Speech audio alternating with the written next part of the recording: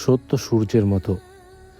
মেঘ দিয়ে তাকে সাময়িক ঢেকে রাখা যায়, মিথ্যা দিয়ে কলঙ্কিত করা যায়, কিন্তু তার আলো নেভানো যায় না। ভালোবাসা আর বিশ্বাস যদি অটুট থাকে, তবে ছায়ার আড়ালেও বারুদও একদিন ফুল হয়ে ফোটে। এই গল্প বারুদের, এই গল্প ভালোবাসার, এই গল্প ফিরে আসার। চলুন দেখে আসি। রাত 10টা 30 মিনিট। আকাশ ভেঙে বৃষ্টি নামছে। বিদ্যুতের ঝলকানিতে নদীর ঘাটের পুরনো পরিত্যক্ত যাত্রী ছাউনিটা যেন ভৌতিক দেখাচ্ছে। তানিয়া কাঁপছে। তার পরনে হালকা রঙের সালোয়ার কামিজ ভিজে শরীরের সাথে লেপ্টে আছে। সে আজ বাড়ি থেকে পালিয়েছিল অভিমানে, কিন্তু এখন আটকা পড়েছে এখানে। শীতে দাঁত কপাটে লেগে যাচ্ছে। নিজের মনে বিড়বিড় করে বলে, আল্লাহ, আমি কি করলাম? আপা যদি জানতে পারে আমি বাড়ি থেকে বেরিয়েছি, তাহলে তো সর্বনাশ হয়ে যাবে। কিন্তু ওই বাড়িতে দম বন্ধ হয়ে আসছে আমার। কেউ আমাকে বোঝে না, কেউ না। তানিয়া দুহাতে নিজের বাহু আঁকড়ে ধরে। বৃষ্টির ছাট থেকে বাঁচতে সে দেওয়ালের সাথে আরও সেটে দাঁড়ায়। নদীর ওপার থেকে দমকা বাতাস আসছে। হঠাৎ অন্ধকারের বুক চিরে একটা বাইকের হেডলাইটের আলো সোজা তার চোখে পড়ল। গল্পের নায়ক রাফি বাইক থামিয়ে হেলমেট না খুলেই গম্ভীর স্বরে বলল, কে ওখানে? এত রাতে এই শ্মশানের মতো ঘাটে কার মরার শখ হয়েছে? তানিয়া আলোয় চোখ কুঁচকে তাকালো। বাইকটা থামলো। ইঞ্জিন বন্ধ হওয়ার পর বুটের খসখস শব্দ। এক দীর্ঘদেহী যুবক ছায়া থেকে আলোয় এলো। এলোমেলো চুল, মুখে খোঁজা খোঁজা দাড়ি, পরনে সস্তা জিন্স আর কালো শার্ট, কিন্তু চোখ দুটো অসম্ভব তীক্ষ্ণ। রাফিকে দেখে তানিয়া শিউরে উঠে দুপা পিছিয়ে গিয়ে বলে, তুমি তুমি এখানে কেন? চলে যাও বলছি। আমাকে তোমার সাথে কেউ দেখলে জ্যান্ত পুড়িয়ে মারবে। পুড়িয়ে তো মারবেই। মাস্টারমশাই মেয়ে বলে কথা, তার উপর গ্রামের ধর্ষক হিসেবে পরিচিত ছেলের সাথে মাঝরাতে নির্জন ঘাটে। স্ক্রিপ্টটা গ্রামের মানুষের জন্য বেশ মুখরোচক হবে, তাই না? মুখ সামলে কথা বলো রাফি। আমি তোমার ওই নোংরা কথার ভাগিদার হতে চাই না। তোমার ওই নোংরামির পর তোমার সাথে আমার সব রকমের সম্পর্ক শেষ। এখন আবার কেন আসছো আমার কাছে? ওই বিধবা মহিলার কাছেই যাও। আর তুমি জানলে কি করে আমি এখানে? আমি জানি না, তোমার প্রথম দুটি প্রশ্নের উত্তর সময় হলেই জানতে পারবে। আর আমি শুধু বর্ডারের এই রাস্তা দিয়ে ফিরছিলাম, কিন্তু তুমি পালানোর সাহস যখন নেই তখন ঘর ছাড়লে কেন তানিয়া? বৃষ্টির রোমান্স নাকি সুইসাইডাল ড্রামা? খবরদার রাফি, আমার মরা বাঁচার হিসাব আমি বুঝবো। তুমি এখান থেকে যাও। তোমার ছায়া দেখলেও আমার গা গুলিয়ে আসে এখন। 3 বছর আগে যা করেছো, তারপর আবার আমার সামনে দাঁড়াতে লজ্জা করে না? রাফি কোনো কথা বলল না। ধীর পায়ে এগিয়ে এলো। তার হাতে একটা রেইনকোট। সে সেটা তানিয়ার দিকে বাড়িয়ে দিল। গায়ে দিও না। নিউমোনিয়া বাঁধানোর শরীর তোমার, লড়ার ক্ষমতা নেই, অথচ জেদ পাহাড় সমান। তানিয়া রেইনকোটটা রাফির হাত থেকে ছিটকে ফেলে দিয়ে বলে, তোমার দেওয়া কিছু আমি নেব না। একটা ধর্ষকের সাহায্য নেওয়ার চেয়ে মরে যাওয়া অনেক ভালো। তোমার এই হাত দিয়ে তুমি ওই মেয়েটার জীবন নষ্ট করেছিলে। ছি! তানিয়া, শব্দগুলো সাবধানে খরচ করো। বাস্তবতা সবসময় যা দেখা যায় তা হয় না। বাস্তবতা? গ্রামের সবাই দেখেছে। আদালত তোমাকে ছেড়ে দিয়েছে প্রমাণের অভাবে। তার মানে এই না তুমি নির্দোষ। তুমি একটা জানোয়ার। রাফি নিচু হয়ে কাঁধা থেকে রেইনকোটটা তুলল। তারপর হঠাৎ তানিয়ার খুব কাছে এগিয়ে এলো। তানিয়া পিছিয়ে যেতে চাইলো, কিন্তু যেতে পারল না। আমি জানোয়ার কিনা সেটা সময় বলবে, কিন্তু এই মুহূর্তে আমি একজন পুরুষ আর তুমি একজন একা নারী। এই এলাকায় গত সপ্তাহে একটা লাশ পাওয়া গেছে। চুপচাপ এটা পড়ো। আমি পারবো না। তুমি আমাকে ছোবে না। রাফি জোর করে তানিয়ার কাঁধে রেইনকোটটা পরিয়ে দিল। এই সময় তাদের স্পর্শ হলো। তানিয়া ছিটকে সরে যেতে চাইলো, কিন্তু রাফির হাতের বাঁধন ইস্পাতের মতো। তানিয়ার চোখে চোখ রেখে বলে, আমি ধর্ষক কিনা সেটা আদালত প্রমাণ করতে পারেনি, কিন্তু গ্রামের সবাই জানে আমি একজন রেপিস্ট। আর এই রাতে তোমাকে একা পেলে অন্য কেউ যে সেটা চেষ্টা করবে না তার গ্যারান্টি নেই। চুপচাপ বাইকে ওঠো, বাড়ির পেছনের রাস্তায় নামিয়ে দেবো। আমি তোমার বাইকে উঠবো না। আমি হেঁটেই যাব। হেঁটে গেলে কাল সকালে তোমার লাশটা হয়তো ভাসমান অবস্থায় পাওয়া যাবে, আর দোষটা আবার আমার ঘাড়েই আসবে। আবার নিজের স্বার্থেই তোমাকে বাড়ি পৌঁছানো দরকার। ওঠো বলছি। তানিয়ার চোখে জল। সে রাফির চোখের দিকে তাকালো। সেই চোখে কোনো কাম নেই, আছে এক গভীর রহস্য আর চাপা কষ্ট।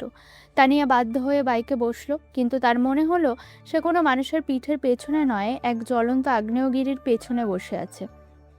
তানিয়া বাইকের পেছনের রডটা শক্ত করে ধরে বলে, এতটুকুও ছোবে না আমায়, এবং রাস্তায় জোরে ব্রেক কষবে না, আর কাউকে বলবে না যে আমি তোমার সাথে ছিলাম। ভয় নেই। আমার বদনামের খাতায় তোমার নাম লেখানোর শখ আমার নেই। শক্ত হয়ে বসো, রাস্তা খারাপ। বাইকটা ঝড়ের গতিতে অন্ধকারের বুক চিরে এগিয়ে চলল। তানিয়া একবারের জন্য রাফিকে স্পর্শ করলো না, কিন্তু বাতাসের ঝাপটায় রাফির শরীরের পরিচিত গন্ধটা তানিয়ার নাকে এসে লাগলো। 3 বছর আগে সেই পুরনো গন্ধ, যা আজ বারুদের গন্ধে ঢাকা পড়ে গেছে। এই হলো আমাদের আজকের গল্পের নায়ক রাফি। তাকে এই গ্রামের সবাই একজন ধর্ষণকারী হিসেবে চেনে। 3 বছর আগে এমন কিছুই হয়েছিল। কি হয়েছিল তা পরবর্তীতে উন্মোচন হবে। রাফির আরও অন্য একটি পরিচয় আছে, সেটাও ধীরে ধীরে বুঝতে পারবেন। আর নায়িকা তানিয়া তাকে ওই ধর্ষণের ঘটনার পর তার থেকে সম্পর্ক শেষ করে দিয়েছে। আরও অনেক কিছুই আছে যা গল্পে জুড়ে থাকলে বুঝতে পারবেন। পরদিন সকাল 8টা, গ্রামের মোড়ের হাকিম মিয়ার চায়ের দোকান। কাল রাতে ঝড় থেমেছে, কিন্তু গ্রামের মানুষের মনের ঝড় থামেনি। সকালে রোদ উঠলেও বাতাস যেন বিষাক্ত। রাফি তানিয়াকে নিরাপদে নামিয়ে দিয়ে অদৃশ্য হয়ে গিয়েছিল, কিন্তু গ্রামের চোখ বড় তীক্ষ্ণ। সকালের নাস্তা আর আড্ডার ছলে চায়ের দোকানে এখন অন্য উত্তেজনা। হাকিম মিয়া চায়ের কাপে চামচ নাড়তে নাড়তে বলে, শুনলাম কাল রাতে নাকি চেয়ারম্যান সাহেবের গোডাউনে পুলিশ আসছিল, ঘটনা কি সত্য? গ্রামের এক যুবক রতন বলে, আরে ধুর চাচা, পুলিশ তো আসেই মহাসরানিতে। আসল খবর শুনেছেন? কাল রাতে মাস্টারের মাইয়া নাকি গায়েব ছিল কিছুক্ষণের লাইগা। গ্রামের বকে যাওয়া ও মাস্তানদের লিডার চেয়ারম্যানের ছেলে সাজিদ বেঞ্চে পা তুলে বসে দামি সিগারেট টানছিল। সে বলে, রতন, মুখ সামলাইয়া কথা ক। মাস্টারের মাইয়া মানে আমার হবু বউ। তার নামে কোনো উল্টাপাল্টা কথা শুনলে জিপ কাইটা কুত্তা দিয়ে খাওয়াই মু। ঠিক তখনই রাফি দোকানটার পাশ দিয়ে হেঁটে যাচ্ছিল, হাতে বাজারের ব্যাগ, তাতে কিছু সবজি আর মায়ের জন্য ওষুধ। তার হাঁটার মধ্যে একটা ক্লান্ত ভঙ্গি, যেন সে পৃথিবীর ভার বহন করছে। ওই দেখ, আমাদের গ্রামের কলঙ্ক যাচ্ছে। জেলের ভাত খেয়ে শরীরটা আরো শক্ত বানাইছে মনে হয়। লজ্জা নাই? এখনো গ্রামে ঘুরে বেড়াই। মানুষ কেমনে এত নিচে নামে? রেপ করেও মুখে কেমন দেখায় গ্রামে। ওরে বাবা, হিরো আইছে। ওই রাফি, এদিকে আয়। রাফি প্রথমে সোনার ভান করলো না, সে সোজা হেঁটে যাচ্ছিল, কিন্তু সাজিদের সাঙ্গপাঙ্গরা পথ আটকালো। রাফি বাধ্য হয়ে দাঁড়ালো, তার মুখ ভাবলেশীন। রাস্তা ছাড়েন, মায়ের ওষুধ নিয়ে যাচ্ছি, দেরি হচ্ছে। সাজিদ পা নাচাতে নাচাতে উঠে এসে রাফির সামনে দাঁড়ালো। ওষুধ তো তোর দরকারি, ক্যারেক্টারের ওষুধ। শুনলাম কাল রাতে নাকি বাইক নিয়ে ঘোরাঘুরি করছো। ঝড়ের রাইতে শিকার খুঁজতেছিলি নাকি? নিজের মতো ভাবাটা বন্ধ কর সাজিদ। সবার রক্তে নোংরামি থাকে না। কি কইলি তুই? এত বড় বড় কথা? শোন রাফি, তোকে কিন্তু লাস্ট ওয়ার্নিং দিয়েছি। তানিয়া ছাও যদি মারাস, তোরে হাত দুটো কেটে নেব আমি। মাস্টারের মাইয়া আমার, ওই দিকে নজর দিলে তোর চোখ উপড়ে ফেলবো। রাফি সাজিদের হাতটা নিজের কলার থেকে আলতো করে ছাড়িয়ে দিল, কিন্তু সেই আলতো ছোঁয়ায় সাজিদের মনে হলো কেউ যেন সাঁড়াশি দিয়ে তার হাড় চেপে ধরেছে। সাজিদ অজান্তেই হাত সরিয়ে নিল। আমার চোখ ওপড়ানোর আগে নিজের হাতটা সাবধানে রাখিস।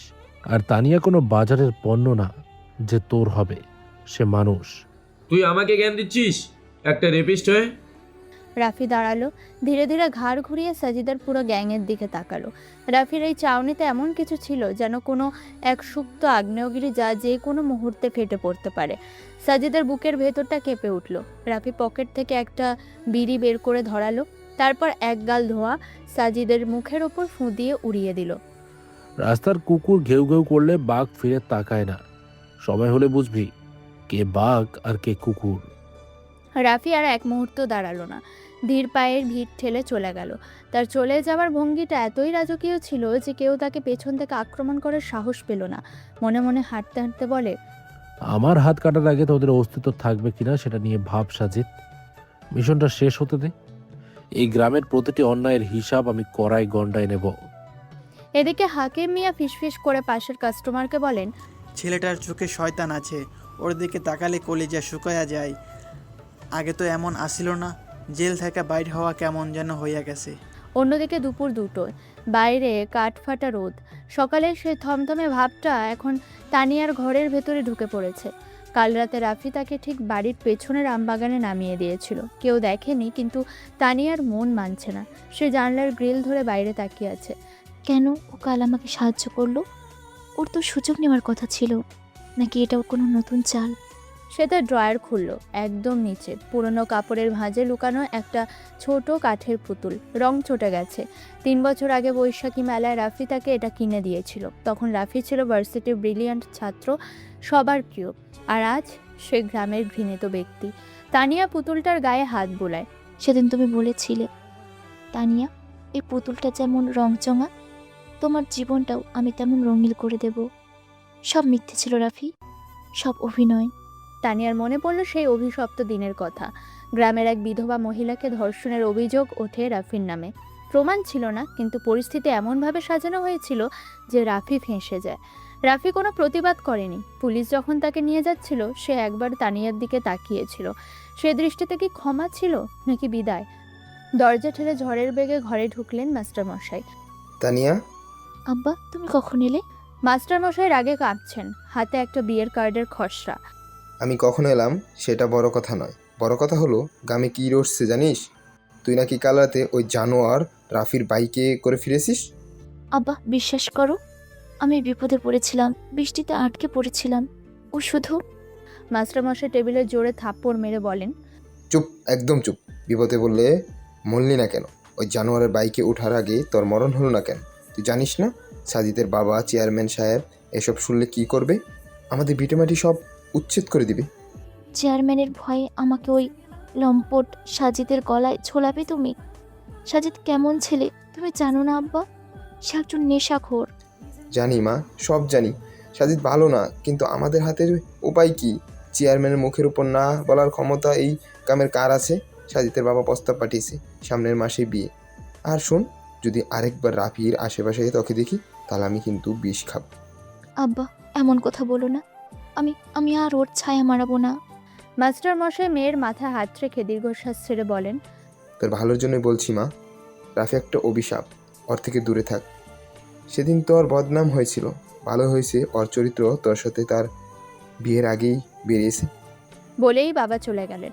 তানিয়া মেঝেতে বসে পড়ল। সে আবার ড্রয়ার থেকে পুতুলটা বের করলো। পুতুলটা বুকে চেপে ফুঁপিয়ে কেঁদে উঠল। আমি তোমাকে ঘৃণা করতে চাই রাফি, খুব ঘৃণা করতে চাই, কিন্তু কাল রাতে তোমার ওই শীতল স্পর্শে লোলুপতা পাইনি। পেয়েছিলাম এক অদ্ভুত নিরাপত্তা। কেন তুমি এমন হলে? কেন? রাতে সারাদিনের কোলাহল শেষে গ্রাম এখন গভীর ঘুমে। শুধু একজন জেগে আছে। গ্রামের শেষ মাথায় রাফির ভাঙাচোরা টিনের ঘর। বাইরে ঝিঝি পোকার ডাক। ঘরের ভেতরে টিমটিম করে একটা হ্যারিকেন জ্বলছে। রাফির মা কাঁদছেন। রাফি মায়ের মাথায় আলতো করে জলপট্টি দিতে দিতে বলে, মা, একটু পানি খাবে? খোকা, তুই এলি? কখন এলি?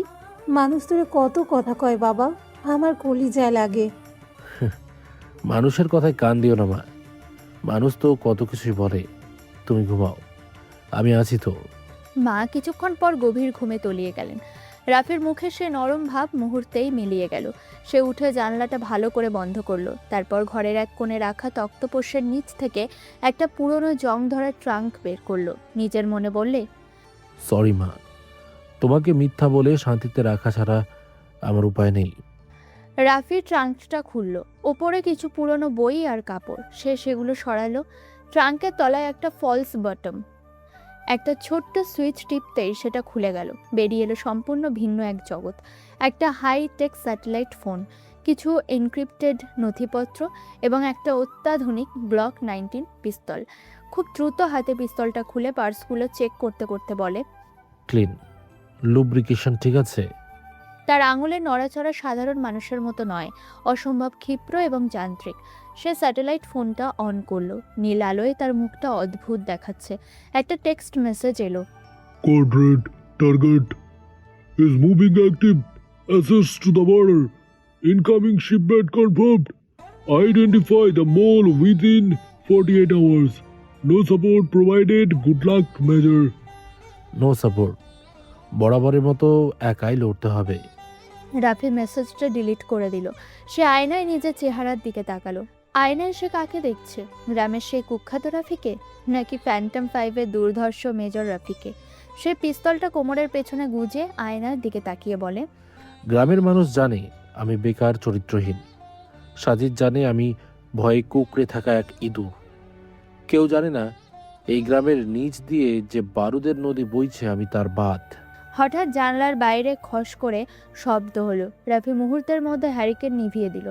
অন্ধকারে সে বিড়ালের মতো নিঃশব্দে জানলার পাশে গিয়ে দাঁড়ালো। বাইরে কেউ নেই, হয়তো শিয়াল বা কুকুর, কিন্তু রাফির ইন্দ্রিয় সব সময় সজাগ। তানিয়া, আজ তোমাকে অনেক কটু কথা শুনিয়েছি, কিন্তু বিশ্বাস করো তোমাকে দূরে ঠেলে দেওয়াটাই তোমাকে বাঁচানোর একমাত্র পথ।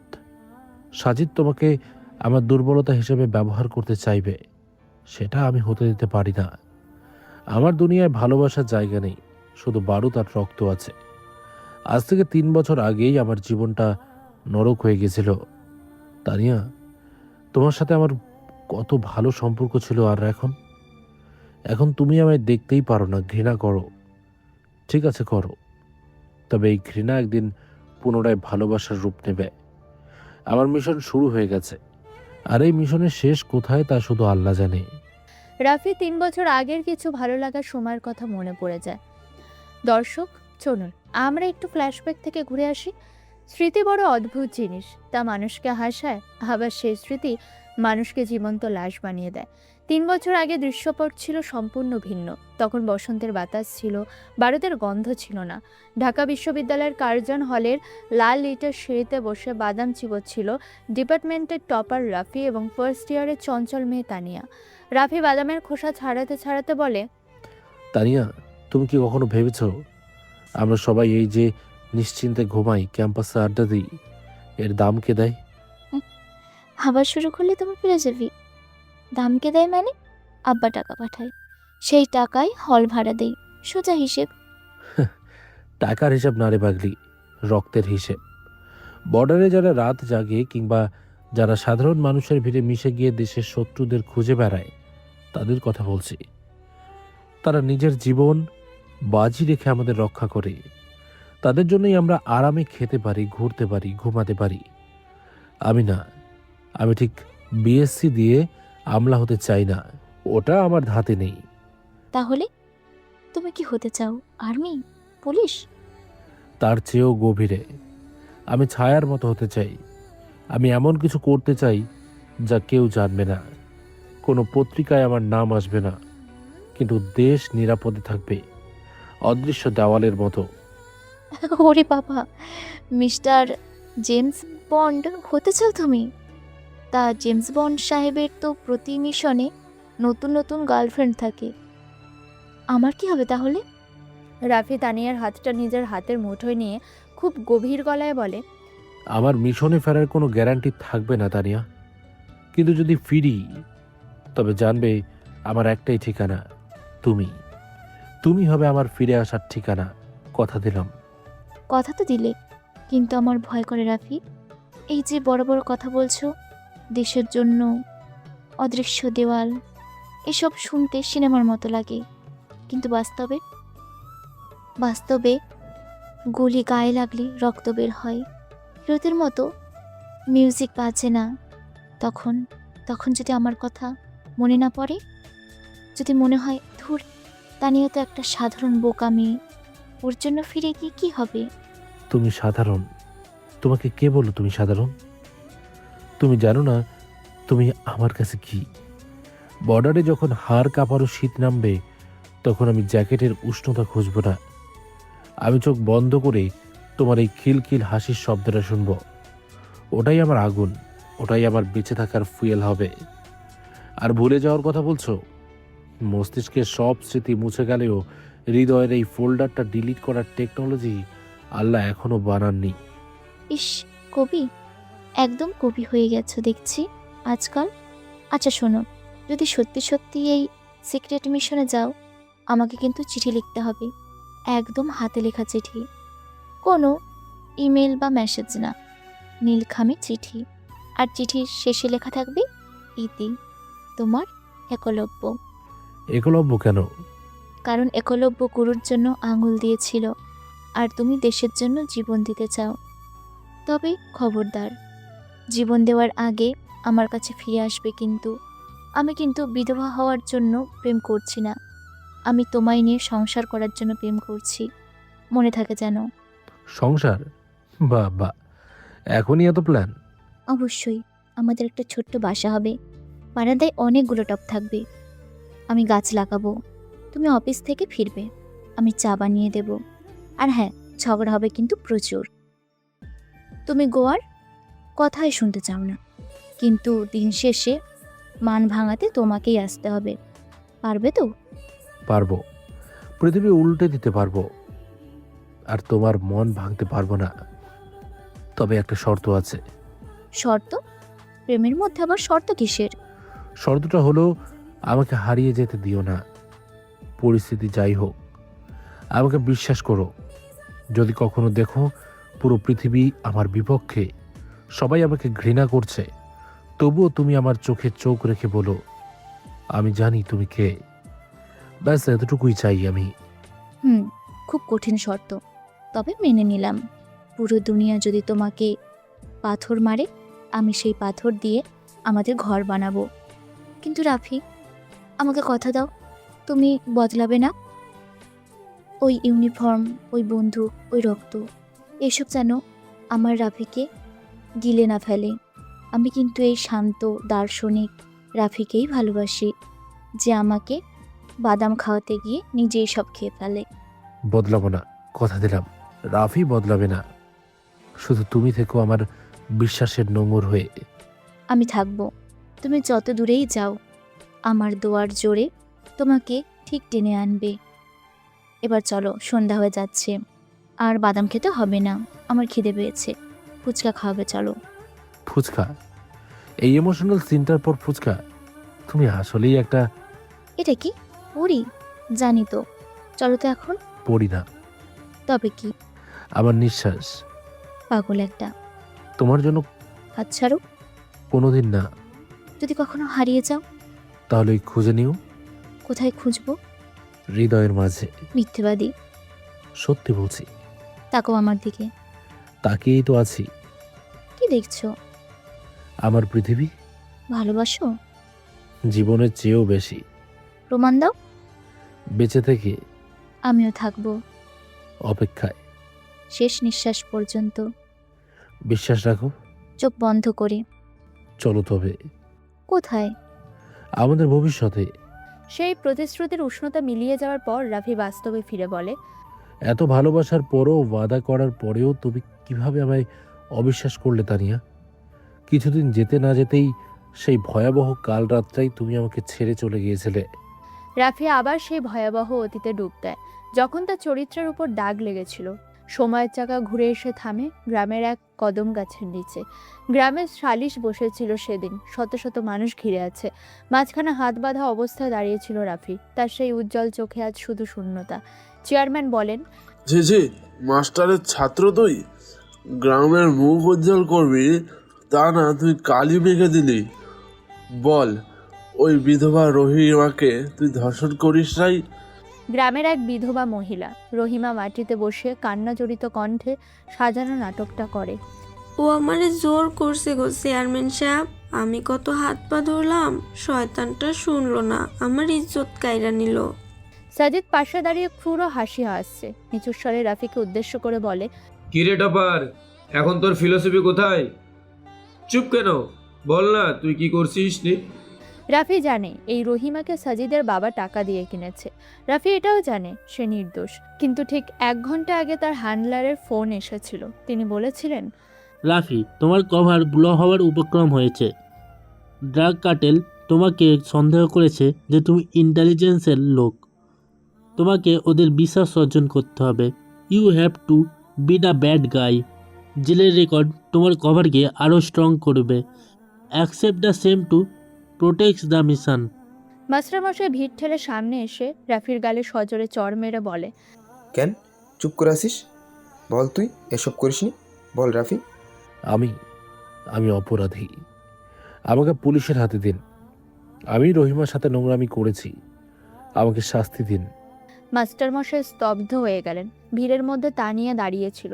তার দু চোখ দিয়ে জল পড়ছিল না, চোখগুলো পাথরের মতো হয়ে গিয়েছিল। সে রাফির দিকে তাকালো। সেই দৃষ্টিতে ছিল অবিশ্বাস আর তীব্র ঘৃণা। সেই দৃষ্টি রাফির বুকে হাজারটা গুলির চেয়েও বেশি জোরে বিঁধল। রাফি চোখ নামিয়ে নিল। সে প্রেমিকার কাছে হারল, দেশের কাছে জিততে গিয়ে। অতীতের সেই কালো ছায়া বর্তমানে রাফিকে গ্রাস করে রেখেছে। পরের দিন সন্ধ্যা 7টা। আজ গ্রামে উৎসব। চৈত্র সংক্রান্তির মেলায় মানুষের ঢল। নাগরদোলার ক্যাঁচ ক্যাঁচ শব্দ, বাঁশির আওয়াজ আর মাইকে হিন্দি গানের দাপট। তানিয়া তার বান্ধবী সালমার জোড়াজুড়িতে মেলায় এসেছে। তার মন ভালো নেই, কিন্তু বাড়িতে বাবার বিষাদগ্রস্ত মুখ দেখাচ্ছে এই কোলাহল ভালো। সালমা তানিয়ার হাত ধরে বলে, আরে চল না, ওই কাজের চুড়িগুলো দেখি। তুই তো একদম মরা মানুষের মতো হয়ে আসছিস, একটু হাস না। তোর ভালো লাগলে তুই দেখ সালমা, আমার ভিড় ভালো লাগছে না, মনে হচ্ছে দম বন্ধ হয়ে আসছে।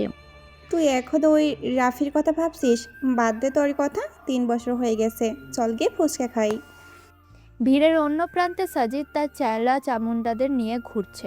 তার চোখ শিকারী হায়নার মতো ঘুরছে পুরো মেলা জুড়ে। হঠাৎ তার নজর পড়ল নীল শাড়ি পরা তানিয়ার ওপর। সাজিদের চোখে ললুপতা চিকচিক করে উঠল। রতন, দেখ তো কে দাঁড়িয়ে আছে। আজ তো চাঁদ মাটিতে নেমে এসেছে মনে হচ্ছে। ভাইজান, চাঁদ তো আপনার ঘরেই যাওয়ার কথা, আগাইয়া যান। সাজিদ ভিড় ঠেলে তানিয়ার দিকে এগোলো। তানিয়া তখন একটা মাটির পুতুলের দোকানের সামনে দাঁড়িয়ে। সাজিদ ঠিক তার পেছনে এসে দাঁড়ালো, এতটাই কাছে যে তানিয়া চমকে উঠল। তানিয়ার কানের কাছে ফিসফিস করে বলে, কি জান, একা একা ঘুরছো? এই ভিড়ে হারিয়ে যাবে তো। আসো, আমার হাত ধরো, নাগরদোলায় চড়াই। ভদ্রতা বজায় রাখুন ভাইয়া, আমি আপনার জান নই, আর আপনার সাহায্যের কোনো দরকার আমার নেই। সাজিদ তানিয়ার ওড়নার কোণাটা ধরে টান দিয়ে বলে, ভাইয়া? আরে আর কয়দিন পর বাসর ঘরে তো ভাইয়া ডাকবি না, এখনই প্র্যাকটিস কর। আর এত ভাব দেখাস না, তোর এই প্রেমিক তো এখন জেলের ভাত খাওয়া আসামি। আমি এখন তোর সব। রাফি আসামি হতে পারে, কিন্তু আপনার মতো ইতর নয়। রাস্তা ছাড়ুন, নইলে আমি চিৎকার করব। চিৎকার করবি? কার কাছে? এই গ্রামের সবাই আমার বাবার গোলাম, কেউ আসবে না তোকে বাঁচাতে। রতন, তোর ভাবিকে গাড়িতে তোল, মেলা অনেক দেখা হয়েছে। সাজিদের সাঙ্গপাঙ্গরা তানিয়াকে ঘিরে ধরল। ভিড়ের মানুষ দেখছে, ফিসফিস করছে, কিন্তু ভয়ে কেউ এগোচ্ছে না। তানিয়া অসহায় হয়ে এদিক ওদিক তাকালো। এদিকে ঠিক 20 গজ দূরে একটি গ্যাস বেলুন দোকানের আড়ালে দাঁড়িয়ে আছে রাফি। তার মাথায় একটা গামছা পেঁচানো, যাতে চট করে কেউ চিনতে না পারে। তার চোখ এখন আর প্রেমিকের নয়, পুরো দস্তুর কমান্ডোর। সে পকেট থেকে একটা ছোট ভারী কাঁচের মার্বেল বের করলো। তার হাতের টিপ নিখুঁত। বাতাসের গতিবেগ আর ভিড়ের নড়াচড়া সে সেকেন্ডের ভগ্নাংশে মেপে নিল। সাজিদ যখনই তানিয়ার হাতটা জোর করে ধরতে যাবে, বাতাস চিরে শো করে একটা শব্দ হলো। কোনো গুলি নয়, কিন্তু গুলির চেয়ে কম কিছুও নয়। আহ মাগো, আমার পা গেল রে। কি হইল ভাইজান, কি হইল? কে মারলো? কে মনে হয় পাথর মারছে, দেখ তো কে। সবাই এদিক ওদিক তাকাতে লাগলো। কোত্থেকে কি হলো কেউ বুঝলো না। এই বিশৃঙ্খলার সুযোগে রাফি ভিড়ের মধ্যে মিশে গিয়ে তার হাঁটার ভঙ্গি বদলে ফেললো। সে এখন একজন মাতাল, শরীরটা দুলছে, পা টলছে। সে টলতে টলতে সোজা সাজিদের গায়ের ওপর গিয়ে হুমড়ি খেয়ে পড়ল। এই ভাই, রাস্তা ছাড়েন। পৃথিবীটা ঘুরতেছে কেন? আমি মদ খাইছি নাকি মদ আমারে খাইছে? আরে কোন আপদ রে ভাই? ভাইজান ব্যথা পাইছে, আর এই শালা মাতাল আছিস, ইয়া কি মারতে? ভাগ এখান থেকে। রতন রাফিকে সজোরে ধাক্কা দিল।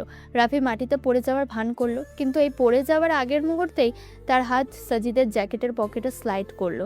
চোখের পলকে সে একটা বোতামের মতো দেখতে মাইক্রো লিসেনিং ডিভাইস সাজিদের পকেটে ঢুকিয়ে দিল।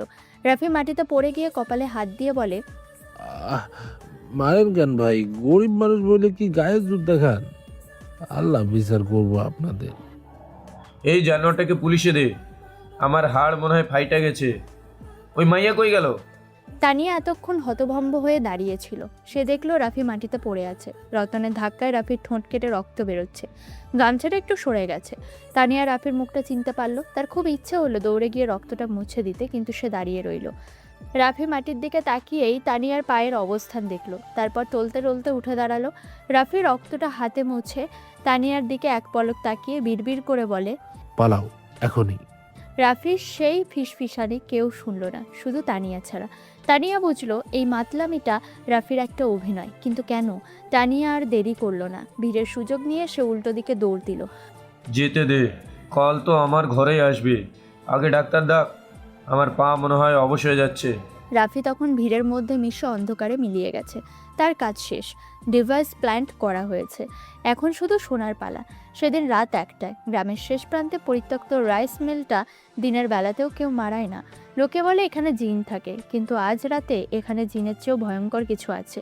মিলের ভাঙা বয়লার রুমের ভেতরে রাফি একটা ছোট পোর্টেবল ল্যাপটপ অন করেছে। স্ক্রিনে সবুজ ওয়েব ল্যাথ ওঠানামা করছে। সাজিদের পকেটে দেওয়া ডিভাইস থেকে কথা স্পষ্ট শোনা যাচ্ছে। শোন রতন, বস ফোন দিয়েছিল, কাল ডেলিভারি রেডি। ইন্ডিয়ান বর্ডারের ওই পার থেকে কাল রাতে ট্রাক ঢুকবে। হলের ঝুড়ির নিচে অস্ত্রগুলো থাকবে, AK-47 আর কিছু গ্রেনেড। আর শোন, ওই মাস্টারের মেয়েকে কাল বিকেলে তুলে আনবি। বিয়ে টিয়ে পরে, আগে শখ মেটাবো, তারপর বাপের সাইন নেব। রাফির চোয়াল শক্ত হয়ে গেল, কপালে চিন্তার ভাঁজ। একদিকে দেশের নিরাপত্তা, বিশাল এক অস্ত্রের চালান ঢুকছে যা সারা দেশে নাশকতা সৃষ্টি করতে পারে। অন্যদিকে তানিয়া, যাকে সে নিজের জীবনের চেয়েও বেশি ভালোবাসে, তার ইজ্জত আর জীবন বিপন্ন। রাফি হেডফোনটা কানে ভালো করে সেট করলো। সে তার স্যাটেলাইট ফোন দিয়ে এনক্রিপ্টেড লাইনে তার হ্যান্ডলার কর্নেল জামানের সাথে যোগাযোগ করলো। Eagle calling nest, code red. আপনি কি শুনতে পাচ্ছেন sir? Loud and clear, eagle report. Target confirmed. কাল রাতে ব্ল্যাক রুট দিয়ে শিপমেন্ট ঢুকবে, হেভি আর্মস। আমি লোকেশন ট্র্যাক করছি, কিন্তু স্যার একটা সমস্যা আছে। Local civilian involvement. Target Sajid আগামীকাল বিকেলেই একটি মেয়েকে কিডন্যাপ করার প্ল্যান করেছে। সাবজেক্ট তানিয়া, লোকাল স্কুল মাস্টারের মেয়ে। রাফি, তোমার প্রাইমারি অবজেক্টিভ অস্ত্রের সিকিউর করা এবং নেটওয়ার্ক ধ্বংস করা। ইমোশনাল হওয়ার সুযোগ নেই। তুমি এখন ওই মেয়েকে বাঁচাতে গেলে পুরো অপারেশন কম্প্রোমাইজ হতে পারে। ওরা যদি টের পায় তুমি ইন্টেলিজেন্সের লোক, তাহলে অস্ত্রগুলো অন্য রেটে সরিয়ে ফেলবে। হাজার হাজার মানুষের জীবন ঝুঁকির মধ্যে পড়বে। স্যার, আমি হাজার মানুষের জীবন বাঁচাতে শপথ নিয়েছি, কিন্তু যে মেয়েটা নির্দোষ তাকে চোখের সামনে বলি হতে দেব? এটা তো সোলজারের ধর্ম না। আমাকে 24 ঘন্টার সময় দিন, আমি চালনাটাও ধরবো, মেয়েটাকেও ধরবো। Negative eagle, two risky. তুমি এখানে এক্সপোজ হতে পারবে না। কালকের ডিলটা ট্র্যাক করো। মেয়েটার ব্যাপারে সরি রাফি, অফিসিয়ালি আমরা তোমাকে চিনি না। তুমি যদি ধরা পড়ো বা মারা যাও, বাহিনী তোমার দায় নেবে না। Do your copy? রাফির কানে কর্নেলের কথাগুলো বাজতে লাগলো। দায় নেবে না। সে ল্যাপটপটা শাটডাউন করলো। অন্ধকার ঘরে সে একা। তার সামনে দুটো পথ: 1, চুপচাপ বসে থাকা এবং তানিয়ার সর্বনাশ হতে দেখা; 2, প্রোটোকল ভেঙে একাই যুদ্ধে নামা। ল্যাপটপ ব্যাগে ঢোকাতে ঢোকাতে নিজের মনেই বলে, সরি স্যার, আমি রোবট নই, মানুষ। আর এই যুদ্ধে আমি একাই যথেষ্ট। সাজিদ, তুই ভুল মানুষের সাথে পাঙ্গা নিয়েছিস। কাল তোর সাম্রাজ্য আর তোর অহংকার দুটোই আমি ধুলোয় মিশিয়ে দেব। রাফি পিস্তলটা বের করে ম্যাগাজিন লোড করলো। ক্লিক করে একটা শব্দ হলো। রাতের নিস্তব্ধতায় সেই শব্দটা জানান দিল শিকারি প্রস্তুত। কাল গ্রামে রক্ত ঝরবে, আর সেই রক্তে ধুয়ে যাবে রাফির কপালে লেগে থাকা সব কলঙ্ক।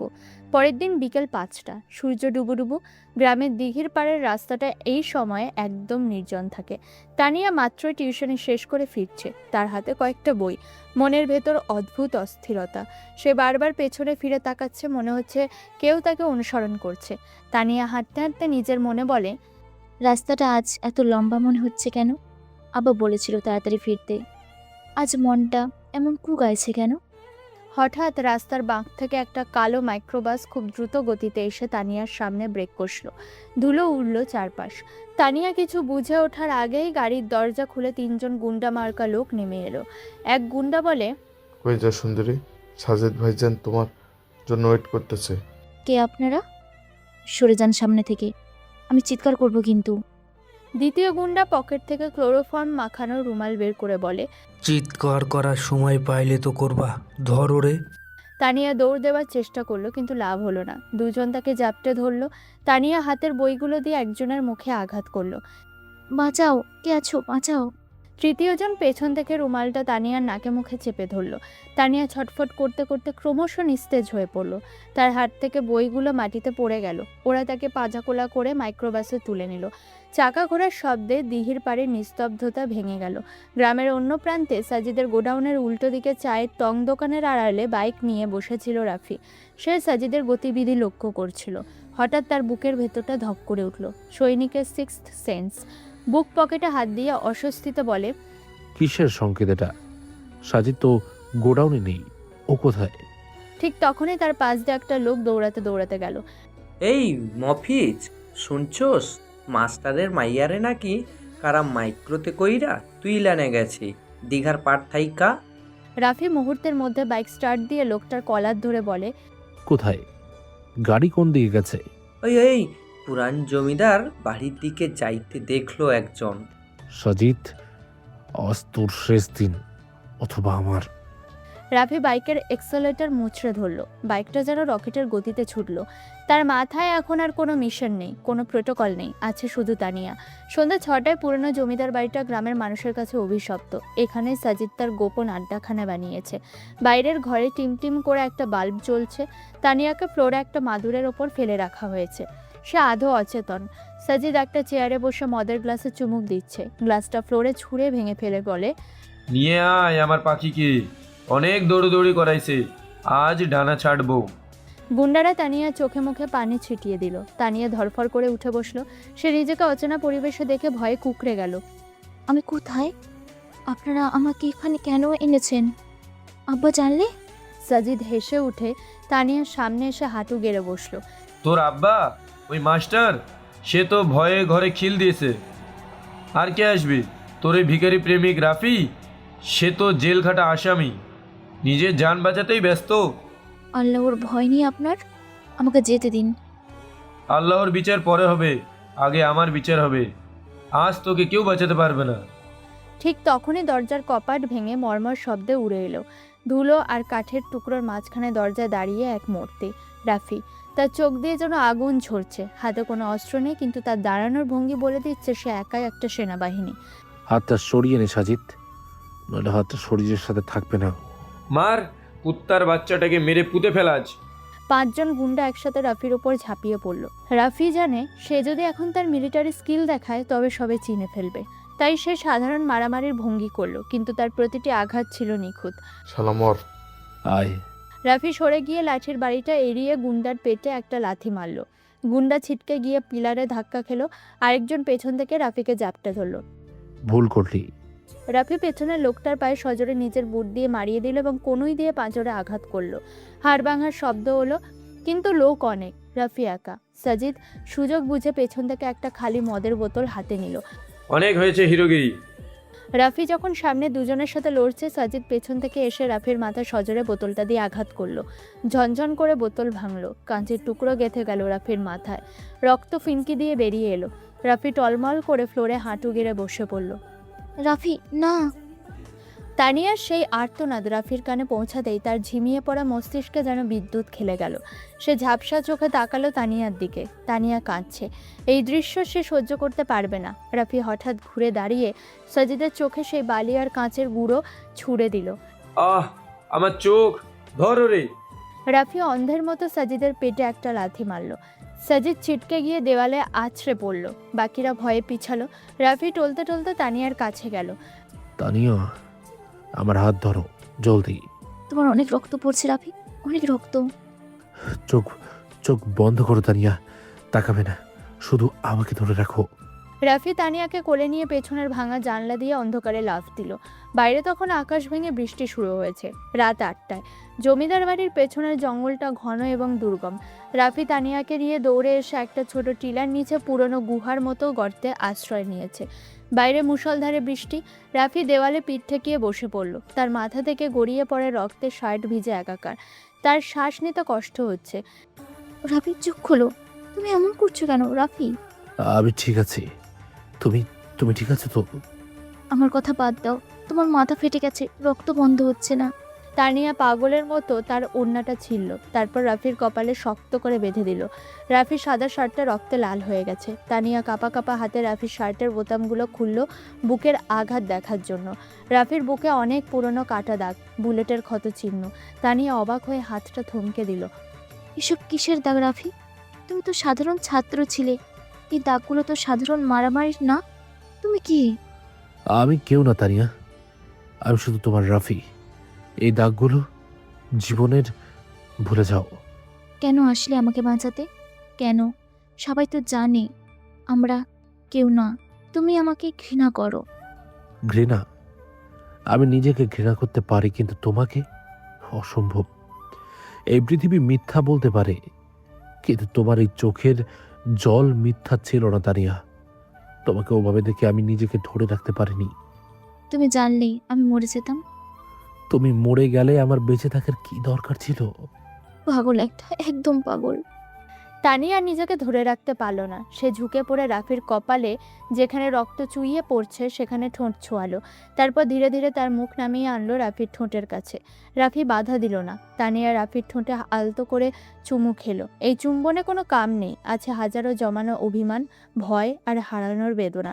ফিস ফিস করে রাফির কপালে নিজের কপাল ঠেকিয়ে বলে, তুমি মরবে না রাফি, আমি তোমাকে মরতে দেব না। তোমাকে বাঁচতেই হবে আমার জন্য। তোমার এই কথাটাই আমার জীবন শক্তি তানিয়া। যতদিন তুমি আছো, যমদূত আমার কাছে আসতে ভয় পাবে। বাইরে বৃষ্টির তোড়জোড় বাড়ছে। গুহার ভেতরে দুটি প্রাণ একে অপরকে আঁকড়ে ধরে বসে আছে। রাফির শরীরের উষ্ণতা আর তানিয়া চোখের জল মিলেমিশে একাকার। এই মুহূর্তে তাদের মাঝে কোনো দেওয়াল নেই, কোনো সমাজ নেই, আছে শুধু বিশুদ্ধ ভালোবাসা। ব্যথা করছে খুব? না। মিথ্যেবাদী? একটু। আমি আছি তো। জানি, তাই তো ব্যথা লাগছে না। এত রক্ত আমার হাতেও লেগে গেল। ওটা আমার রক্ত না, আমার পাপের কাফারা। কি বলছো এসব? চুপ করো। চুপ করলেই কি সব মিথ্যা হয়ে যাবে? তুমি মিথ্যেবাদী নও রাফি, আমি জানি। কিভাবে জানো? 3 বছর আগে তো আমাকে ঘৃণাই করতে। ঘৃণা করতাম, কারণ বিশ্বাস ভেঙে গিয়েছিল। কিন্তু আজ তোমাকে দেখে মনে হলো, যে ছেলে নিজের জান বাজি রেখে আমাকে বাঁচাতে পারে, সে আর যাই হোক ধর্ষক হতে পারে না। মানুষের রূপ অনেক রকম হয় তানিয়া, শয়তানও কিন্তু ফেরেশতার মুখোশ পরে থাকে। তাহলে আমার চোখের দিকে তাকিয়ে বলো, ওই রহিমা খালাম্মা সেদিন সালিশে যা বলেছিল তা কি সত্যি ছিল? তুমি কি সত্যি তার সাথে? চুপ করে থেকো না রাফি, আজ আমরা মৃত্যুর মুখে। আজ অন্তত সত্যিটা বলো, তুমি কি তাকে স্পর্শ করেছিলে? স্পর্শ? আগুনের ধর্ম পোড়ানো তানিয়া, কিন্তু সব আগুন ধ্বংস করে না। কিছু আগুন আবর্জনা পরিষ্কার করতে জ্বালাতে হয়। হ্যাঁলিপনা করো না, সোজা উত্তর দাও, তুমি কি দোষী? আদালত তো তাই বলেছে, গ্রামবাসীও তাই জানে। আমি আদালতের কথা শুনতে চাই না, আমি তোমার মুখের কথা শুনতে চাই। তুমি প্রতিবাদ করনি কেন সেই দিন? কেন মাথা নিচু করে মেনে নিয়েছিলে সব? কখনো কখনো বড় যুদ্ধ জেতার জন্য ছোট ছোট হার মেনে নিতে হয়। মানে নিজের চরিত্রে কলঙ্ক মাখানোটা কি কোনো জয়ের অংশ হতে পারে? পারি, যদি সেই কলঙ্কটা কোনো মহৎ উদ্দেশ্যকে ঢেকে রাখার চাদর হয়। আমি তোমার ফিলোসফি বুঝি না রাফি, আমি শুধু জানতে চাই আমি যাকে ভালোবাসি সে পবিত্র কিনা। আধার যত ঘন হয় আলোর তীব্রতা তত বোঝা যায়। পবিত্রতা আর অপবিত্রতার বিচার উপরওয়ালার হাতে। তবে এটুকু বলতে পারি তানিয়া, পাপ করলে পালানো যায়, লুকানো যায়, কিন্তু যার চোখে ভালোবাসা থাকে তার চোখের দিকে তাকিয়ে মিথ্যে বলা যায় না। আমার চোখের দিকে তাকাও। তাকিয়েই তো আছি। কি দেখছো? বিশ্বাস। আর আমি তোমার চোখে কি দেখছি জানো? কি? একটা সাগর, যে সাগরে অনেক ঝড়, অনেক গোপন রহস্য, কিন্তু কোনো নোংরামি নেই। তুমি মুখে যাই বলো রাফি, আমি মন থেকে বলছি তুমি নির্দোষ। যদি বলি আমি নির্দোষ নই, যদি বলি আমার হাত সত্যিই রক্তে রাগানো, সেটা দেশ বাঁচানোর রক্ত হতে পারে, কোনো নারীর ইজ্জত লুটে নেওয়ার রক্ত না। আমার রাফি কাউকে অসম্মান করতে পারে না। এত বিশ্বাস? যদি এই বিশ্বাস ভেঙে যায়? ভাঙবে না, আর যদি ভাঙেও আমি ভাঙা কাচের টুকরো দিয়েই তোমাকে আঁকড়ে রাখবো। পাগলি একটা। শোনো, সত্যের অনেকগুলো স্তর থাকে, তুমি এখন যা দেখছো তা শুধু ওপরের আবরণ। যেদিন সব আবরণ সরে যাবে সেদিন হয়তো আমাকে আর চিনতেই পারবে না। আমি চিনব, ভিড়ের মাঝেও চিনব, অন্ধকারের মাঝেও চিনব। শুধু কথা দাও, আজ থেকে আর কিছু লুকাবে না।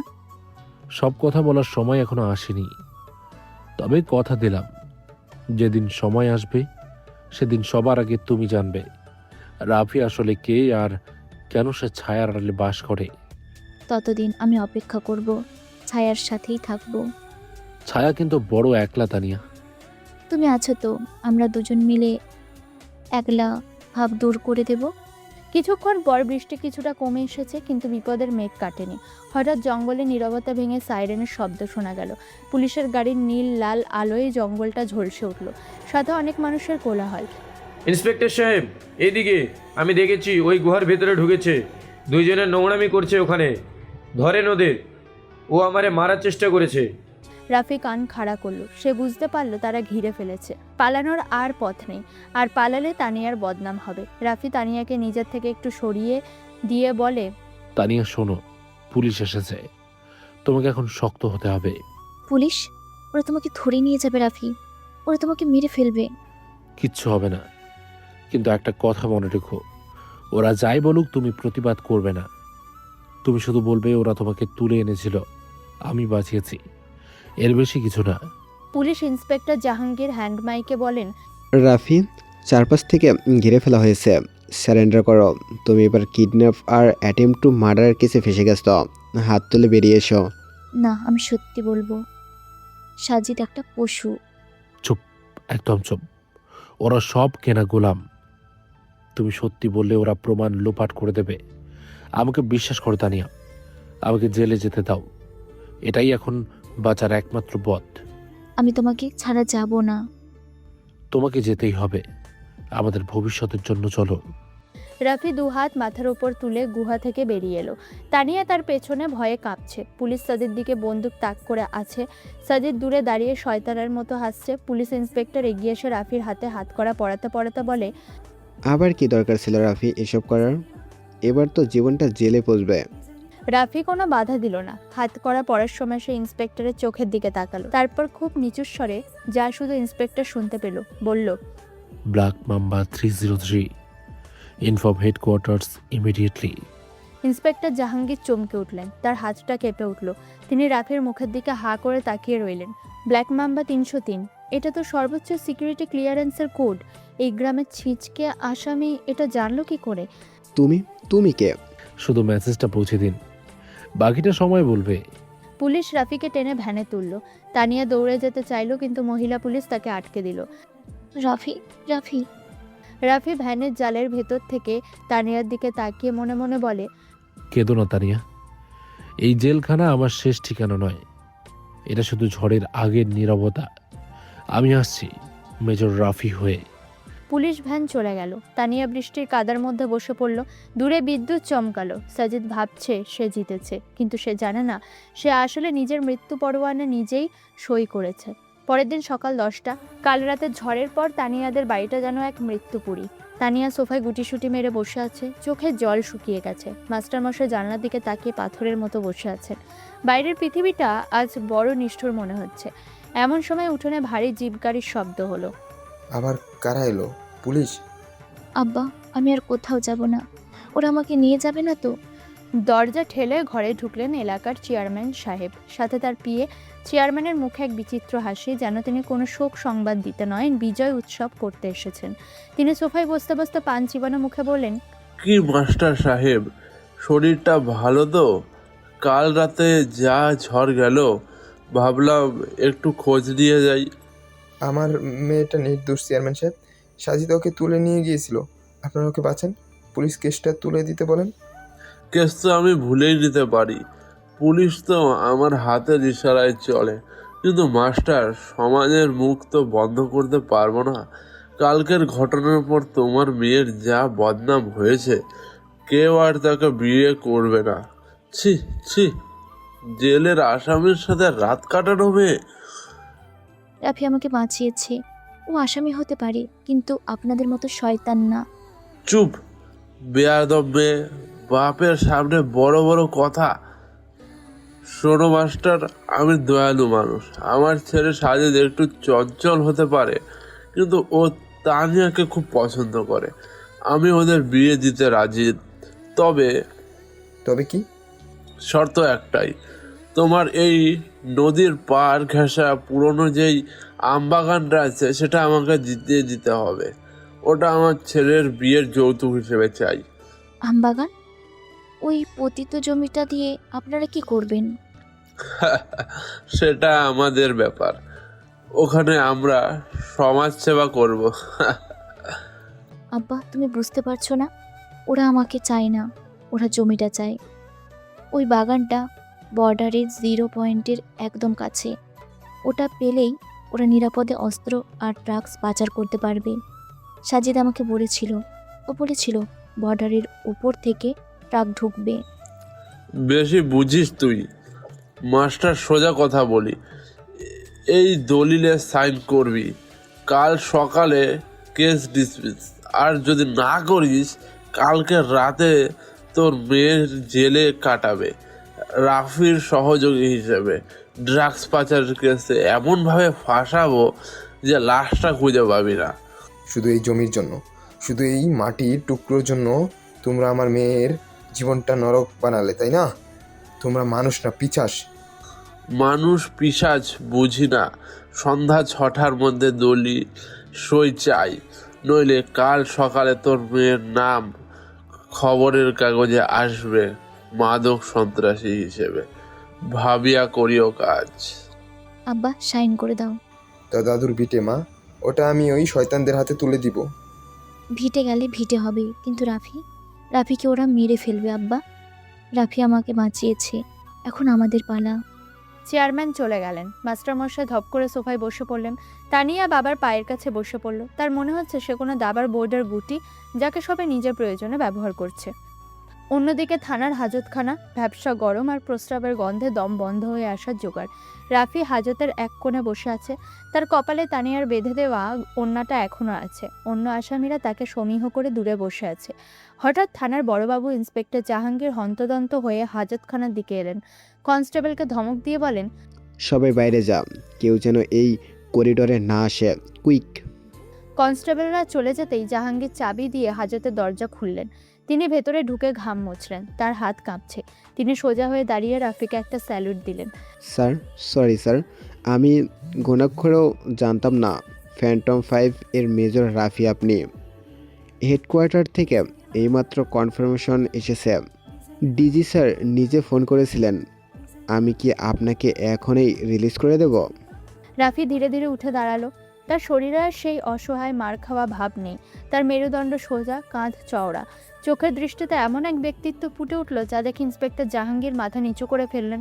রিল্যাক্স জাহাঙ্গীর, তুমি তোমার ডিউটি করেছো, কিন্তু শোনো, আমাকে এখনই রিলিজ দেওয়া যাবে না। কেন স্যার? আপনি হুকুম করলেই? আমি বের হলে সাজিদ সতর্ক হয়ে যাবে। ও তখন শিপমেন্ট অন্য রুটে সরিয়ে নেবে। ও ভাবছে আমি এখন নিরীহ ইঁদুর খাঁচায় বন্দি। ওকে এই ভুল ভাবনায় রাখতে হবে। ইঁদুর যখন বাঘ হয়ে বের হবে, তখন শিকার পালানোর পথ পাবে না। তাহলে প্ল্যান কি স্যার? আমি কি করব? সাজিদ আজ রাতেই ওই বাগান দিয়ে শিপমেন্ট পার করবে। আমাকে রাত 12টায় প্রিজন ভ্যানে করে জেলা সদরে নিয়ে যাওয়ার নাটক সাজাবে। রুট হবে হাইওয়ে দিয়ে, বনের পাশ ঘেঁষে। মাঝপথে আমার স্পেশাল অপস টিম আমাকে পিক করবে। তুমি শুধু ড্রাইভারকে বলবে ভ্যানটা বনের কাছে স্লো করতে। বুঝেছি স্যার, কিন্তু স্যার মাস্টার মশাই আর তার মেয়ে ওরা তো খুব ভয়ে আছে। চেয়ারম্যান ওদের ব্ল্যাকমেল করছে জমি লিখে দেওয়ার জন্য। জাহাঙ্গীর, তানিয়ার বাবাকে খবর পাঠাও, বলো দলিলে সাইন করতে। স্যার, সাইন করতে বলল? ওই জমি তো ওরা। তর্ক করো না, যা বলছি করো। ওদের বিশ্বাস অর্জন করতে হবে যে ওরা জিতে গেছে। শয়তান যখন জয়ের আনন্দে মত্ত থাকে, তখনই তার বুকে ছুরি চালানো সবচেয়ে সহজ। তানিয়াকে বলো এটা আমার অনুরোধ। জি স্যার, আমি এখনই ব্যবস্থা করছি। আর শোনো, আমার এই পরিচয় যেন এই 4 দেওয়ালের বাইরে না যায়, এমনকি তানিয়াও যেন এখন না জানে। কথা দিলাম স্যার, দেশের স্বার্থে আমি সব করতে পারি। বলেই ইন্সপেক্টর চলে যান। সন্ধ্যা 6টায় সন্ধ্যার আবছা আলোয় ভিজিটর রুমটা বিষাদগ্রস্ত। লোহার জালের এপাশে তানিয়া, ওপাশে রাফি। ইন্সপেক্টর জাহাঙ্গীর নিয়ম ভেঙে তাদের দেখা করতে দিয়েছেন এবং নিজের বাইরে পাহারায় আছেন। তানিয়া চোখ ফোলা, সে দলিলটা বুকে চেপে ধরে আছে। রাফি, ওরা জমির জন্য পাগল হয়ে গেছে, বাবাকে বাধ্য করেছে। তুমি নাকি বাবাকে বলেছ সাইন করতে, তুমিও কি হার মেনে নিলে? রাফি জালের ফাঁক দিয়ে হাত বাড়িয়ে তানিয়ার আঙুল স্পর্শ করল। তানিয়া, শান্ত হও। আমাকে দেখো, মনে হচ্ছে আমি হার মেনেছি। তোমার চোখ তো অন্য কথা বলে রাফি, কিন্তু জমিটা দিয়ে দিলে তো ওরা জিতে যাবে। মাঝে মাঝে জেতার জন্য শত্রুকে আগে জিততে দিতে হয়। ওদের জিততে দাও আপাতত, সাইন করে দাও। জমিটা তো আর পকেটে করে নিয়ে যেতে পারবে না। আমার খুব ভয় করছে রাফি, ওরা তোমাকে আজ রাতে জেলা সদরে নিয়ে যাবে শুনলাম। যদি রাস্তায় কিছু করে, সাজিদের গুন্ডারা যদি। আমার কিছু হবে না। শোনো, আজ রাতে আকাশে চাঁদ উঠবে না, অমাবস্যা। কিন্তু যদি দেখো মাঝরাতে গ্রামের বিদ্যুৎ চলে গেছে আর আকাশে লাল আলোর সংকেত দেখছো, তখন বুঝবে তোমার রাফি ফিরে এসেছে। লাল আলো, সংকেত, এসব তুমি কি বলছো? তুমি কে রাফি? তুমি সাধারণ কেউ না। সাধারণ মানুষ এসব কথা বলে না। রাফি হাসল, সেই ভুবন ভোলানো হাসি যা তানিয়ার সব ভয় নিমেষে ভুলিয়ে দেয়। আমি শুধুই তোমার রাফি, যে তোমাকে নদীর ঘাট থেকে বাইকে করে পৌঁছে দেয়, যে তোমার জন্য মার খায়। বাকি পরিচয়টা সময়ের কাছে তোলা থাক। তুমি আমাকে বিশ্বাস করো তো? নিজের নিঃশ্বাসের চেয়েও বেশি। তাহলে বাড়ি যাও, সাইন করে দাও, আর জানলার পাশে দাঁড়িয়ে থাকো। আজ রাতে খেলা হবে, আর এই খেলায় রেফারি থাকবো আমি। তুমি যদি ফিরে না আসো, আমি কিন্তু এই জালের সামনেই আমরণ অনশন করব। ফিরবো, তোমার জন্য আমাকে ফিরতেই হবে। যাও এখন। তানিয়া অনিচ্ছা সত্ত্বেও উঠে দাঁড়ালো। সে বারবার পিছু ফিরে তাকাতে তাকাতে চলে গেল। রাফি যতক্ষণ দেখা যায় তাকিয়ে রইল। তারপর তার মুখের হাসি মিলিয়ে গেল। সেখানে ফুটে উঠল এক কঠিন সংকল্প। রাফি নিজের মনে বিড়বিড় করে বলে, অপেক্ষা কর সাজিদ, তোর সময় শেষ।